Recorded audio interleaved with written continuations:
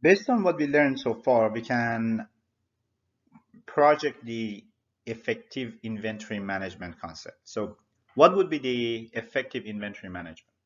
Effective inventory management would require a system that would keep track of inventory. So you need to know how many items you have in your inventory. Also would require a reliable forecast of demand. You need to know how much you should actually put in inventory in anticipation of the demand in the future to satisfy the or to maintain a level of customer satisfaction, which is one of the objective of inventory. And also would require a knowledge of lead time and lead time variability. Lead time is the time interval between the time that you order and you receive the order. When you put the order for an item, for a product, it's going to take time to receive it. The party that is going to you're going to get the product from, they need to receive the order, they need to prepare the order, they need to ship the order. So the time that you put the order and you receive the order is going to be an interval of time. So that interval is called lead time. So you need to know the lead time of the product that you want to keep in inventory so that you order it actually at the right time and you maintain a right level and quantity in the inventory. So knowledge of lead time is important. Another requirement is reasonable estimation of inventory's holding cost, how much is going to cost to hold an inventory of a type of product. Ordering cost, how much is going to cost to put an order, and the shortage cost. What would happen? What would be the cost if you ran out of the product? What would be the penalty or the cost associated with that shortage? It is going to be only customer dissatisfaction, meeting or any other types of costs. So penalizing, for example, that you're not able to satisfy a demand that already put by the customer, or missing a customer or missing a part of market. So the shortage cost is also important for you. So these estimations are going to help you in managing inventory effectively. Another requirement is a classification system for inventory items. So suppose that you have hundreds or thousands types of different products in different quantities. Where should you put those quantities of products? So the location, the allocation of these also is a concern. So a classification system would actually be helpful in managing an effective inventory management. As we learned, one of the requirements for effective inventory management is to keep track of your inventory. What do you have in inventory and how much of it do you have? So it is important to talk about inventory counting systems. Generally, there are two types of inventory counting systems.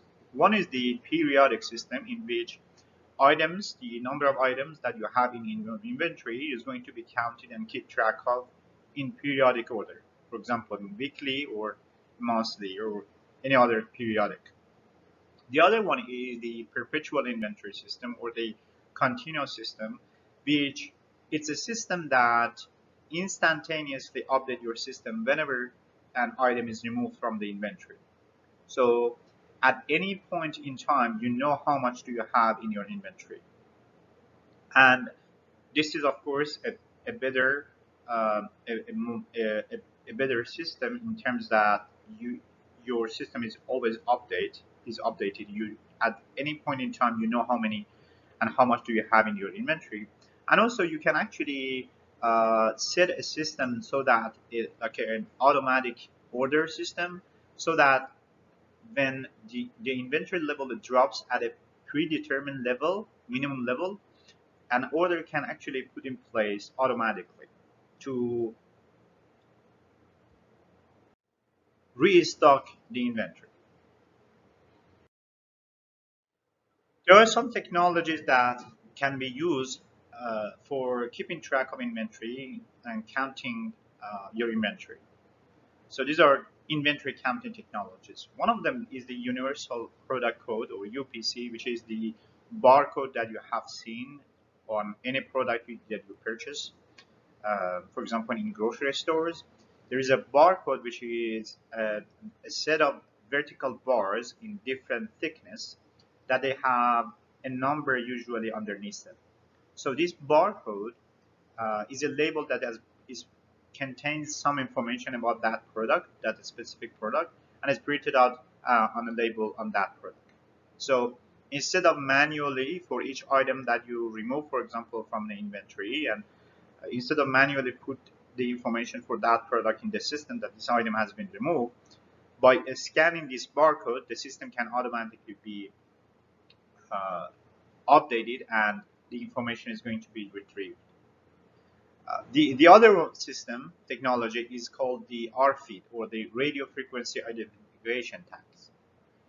The RFID is a technology that can help you keep track of any item in the inventory on a continual basis, instantaneously. So whatever item has an RFID tag, when removed through the radio waves communication with the system, it can communicate to the system that it has been removed. The location has changed. So the system can instantaneously be updated whenever an item that has an RFID tag removed from the inventory.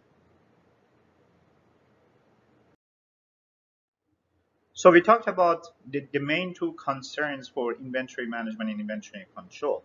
One of them is cost. Uh, Managers want to minimize the cost associated with inventory, of course. So what are the costs of inventory? Let's talk about that. One of the costs associated with inventory is the purchase cost, which is the amount paid for the item that you buy and purchase and put the inventory. So the cost of the item is counting as the inventory cost. Another cost is associated with holding or carrying the inventory level items in the inventory for length of time, for example, for a year. So this cost can include interest, the insurance that you have to pay, taxes for some states, the depreciation, obsolescence, deterioration, or spoilage of the product that you keep in inventory. So these are also the type of cost associated with inventory costs.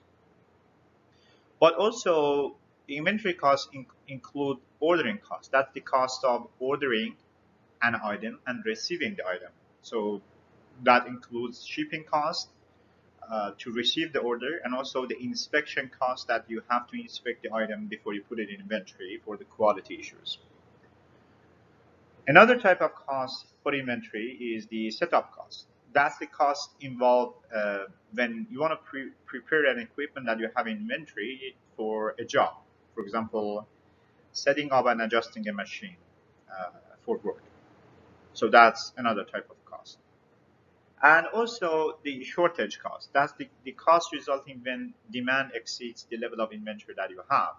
This results in unrealized profit. That's opportunity cost. That means that when you don't have enough inventory level to meet the demand of the customer. So what happens is you have the demand from the customer, but you don't have inventory to support it. So this is resulting the unrealized profit that you otherwise would have made if you had inventory enough to supply the demand. So this is also considered part of a type of inventory cost. It's called opportunity cost, loss opportunity cost. Now let's talk about the classifying, putting inventory items. How should you classify items in an inventory? So there is this simple rule, it's called ABC classification system, which classifies inventory and items according to their dollar value, their importance. And the allocation is accordingly based on their importance.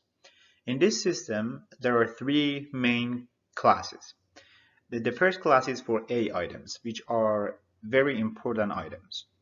And these items are actually, the importance is based on the dollar value. So they are the most expensive per unit items in the inventory.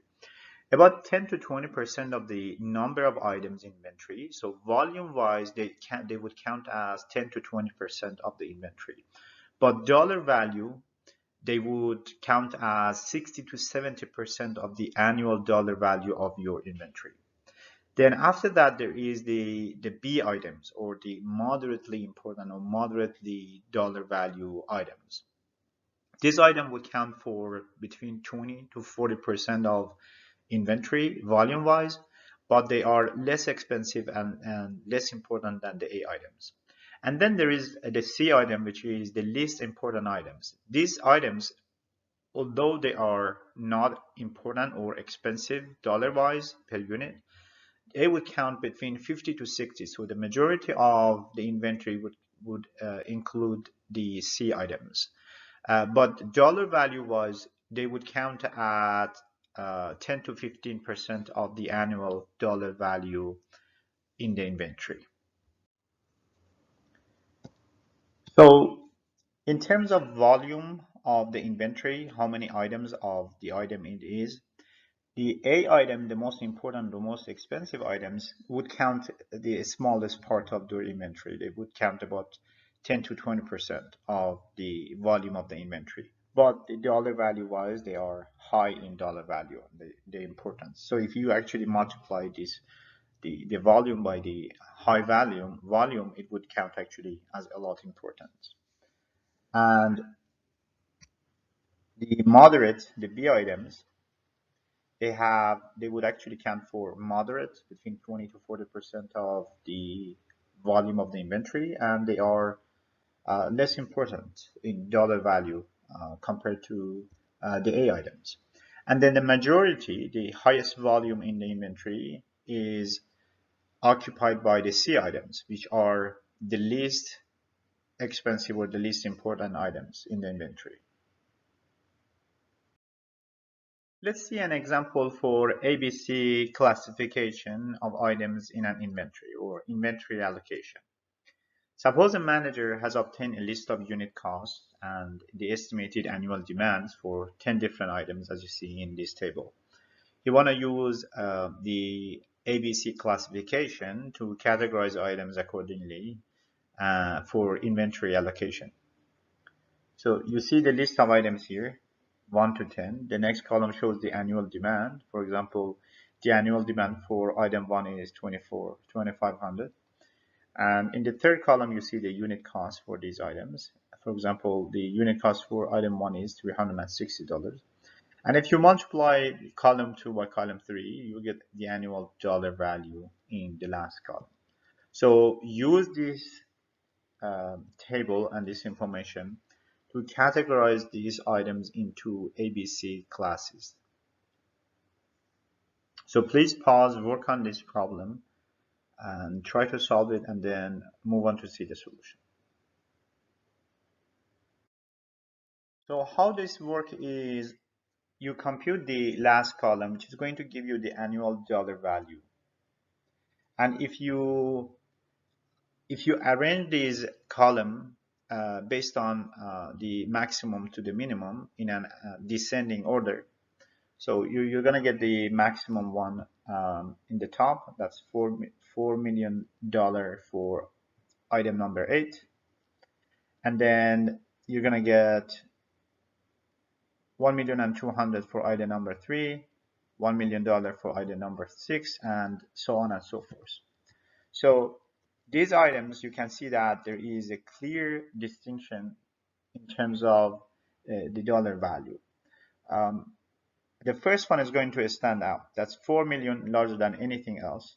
And then we can actually assign this as class A. So this is the most important item in class A. And the percentage of items is 10 out of the 100% inventory. So that's like a small portion of your inventory in the volume wise, but the percentage of annual dollar value is about 52.7%. So that's the largest portion of your inventory is going to be item number 8, which is the most important one, a number, but that's going to be only 10% of the volume of your inventory. And then you're going to see 3 items here that they are not as expensive or important as item number 8, the class A, but they are still large, pretty large, 1.2 million, 1 million, and 900,000. So we're going to classify these as item number B, as class B. So if you count the percentage of the volume that is going to get occupied based on the demand, annual demand, is going to be about 30%. So 30% of your inventory is going to, volume-wise, is going to be occupied by item number 361, which is class B. And percentage-wise for the annual dollar value is going to count about 40.8%. And then we have also another class, the class C, as you see here, the rest of these items. The value, the dollar value, the annual dollar value for these items are not in the range of a million. It's much less than that. It's about a tenth of that almost. So we have 150,000, 100,000, 80,000, 40, 70, 42. So percentage-wise in the volume, they're gonna count as 60%. So the bulk volume of your inventory is going to be occupied by these C items, and they would count as a small portion of the dollar value of your inventory. So this is class C. Cycle counting for cycle stocks. The inventory that is intended to meet expected demand is known as cycle stocks, while inventory that is held to reduce the probability of experiencing a stock out, meaning running out of stocks, for example, due to demand variability or unknown demand or lead time variability, those stocks are called safety stocks. Now let's talk about the cycle counting for cycle stocks. So counting is just a physical count of items in inventory, but these are for the items that they are cycle stocks. The anticipation, the expected demand for them. The cycle counting management for these cycle stocks involve the accuracy level for the counting of them. So how much accuracy you should have, or how careful you should be in counting these cycle items, cycle stocks. This depends on the classification or the classes of the items that you want to count. This is similar to the ABC classification rule that we have. So for A items, you want to have, because these are the most important or most expensive items, you want to have as accurate as possible. So the error rate would be very small. So A items, the error range would be plus and minus 0.2%. For B items, you don't have to be as accurate, but you still want to be accurate. So that's the error range would be plus and minus 1% error. For C items, these are the least expensive and least important items and the bulk of your inventory volume-wise. So you can actually have a room for some error because they are not as expensive. They are actually the least expensive items. So the error range can be actually larger. For example, plus and minus 5%.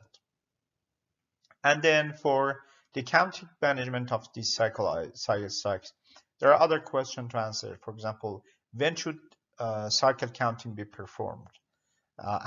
Or who should do the cycle counting? So these are the type of questions that you need to answer as a manager to keep track of the cycle stocks. So we're going to talk about some of these later on in the course, and also we're going to learn about different models for computing the quantity to order or to produce items that you want to put in inventory.